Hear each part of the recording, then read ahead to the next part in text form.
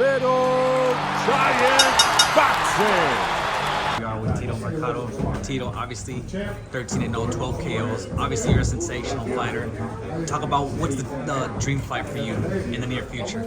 Yeah, man, it's just so hard to kind of answer that one because there's so many great fighters. You know, you got at least in my division, you got Teofimo, you got Devin Haney now, you got Sabril Matias, who people kind of call him the boogeyman, don't want to fight him. So many good fighters, man. But I think if anything, it'll probably be a fight with Teofimo, maybe. I feel like he's beaten the best fighters, with Vasily Lomachenko and Josh Taylor. I think a fight with him would be ideal for me. That I would really enjoy. What do you think when you see all these guys talking shit to each other on Twitter, mixing it up, Haney, Ryan, Teofimo, but you're not in the mix, and you're like, you got to be a part of it?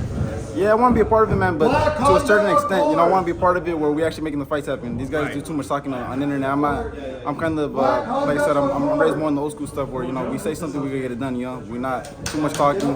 Or Ryan, you got fighters switching their minds on who they want to fight. They want to fight Devin, now they want to fight Rolly. It's just too much. I feel like these guys are doing a lot of, don't get me wrong, it's good promotion for boxing, but I feel like in a sense they're kind of downgrading boxing because everybody wants to see these fights happen and these guys are not making them happen. So I definitely want to be in the mix, but when you hear Tito Mercado in the mix, you're going to know these fights actually get made. Tito, what makes you think, like, I want that fight with Teofimo? Is it, aside from the fact that he's fought the best fighters in your opinion? Man, yeah, he just fought the best fighters. He beat my uncle in the past, too, in the Golden Gloves, the men's Golden Gloves. So just to, he beat my uncle in the men's Golden Gloves before. So I think just to get a win on him would be great. It's not really, it's more for the Mercado legacy. Just to say we beat Teofimo, he beat great fighters, and to say that we got him back. I think that'll be great for me. All right, and also talk about where you see yourself in like 2 years from now. When do you see yourself fighting for a world title? Man, in 2 years, man, I hope I'm world champion by then. But again, there's a lot of politics. A lot of these guys are mandatories, don't fight. Like Barboza's been mandatory for I don't know how long for Teofimo, don't get the fight. So, hopefully, God willing, everything goes right, man. And within 2 years, you see me world champion and, beating all these guys and fighting these guys at a semi-fight. Like I said, all these fighters now just talk too much.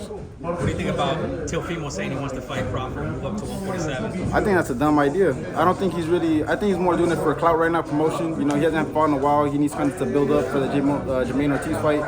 But I think if he does make that fight happen, I think that's a dumb move. Crawford right now at the top, too much experience, too mature. And Teofimo just has too many off nights every now and then. With Sandra Martin, with Cambosos. Having an off night with Crawford is going to be a big mistake. What do you think when Ryan says he wanted to fight Haney, but now he's like, all right, Rollies is getting done?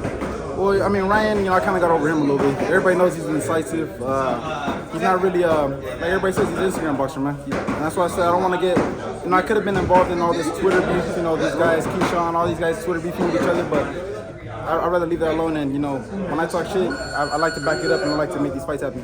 Tito, how does it feel that your time will come eventually? You just have to keep winning, keep moving forward, and keep getting better. I mean, it feels good, man. Knowing that I'm beating these good guys, obviously my name's getting out there.